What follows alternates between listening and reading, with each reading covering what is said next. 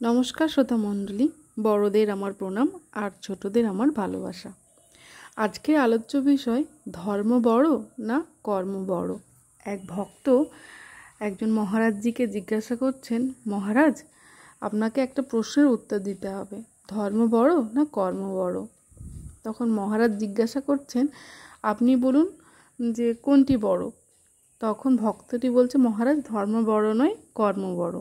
তখন মহারাজ বলছেন, কোনো কর্ম যখন ধর্মের সঙ্গে যুক্ত হয় তখনই সেটা মহৎ কর্ম হয়, কেননা ধর্মের সঙ্গে কোনো খারাপ কর্ম যুক্ত হতে পারে না।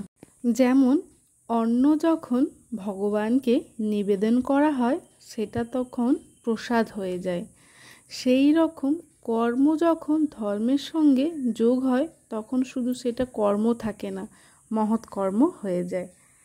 একজন ব্যক্তি যে কোনো জাতিরই হোক না কেন, অর্থাৎ হিন্দু, মুসলিম, খ্রিস্টান, বৌদ্ধ, জৈন, যে কোনো সম্প্রদায়েরই হোক না কেন, তার মহৎ কর্মই সব থেকে বড় ধর্ম। দেখলেন তো মহারাজজি কেমন সুন্দরভাবে আমাদের বুঝিয়ে দিলেন ধর্ম বড় না কর্ম বড়। আজ এই পর্যন্ত, দেখা হবে নেক্সট ভিডিওতে। আপনারা সকলে ভালো থাকুন। জয় ঠাকুর, জয় মা, জয় স্বামীজি।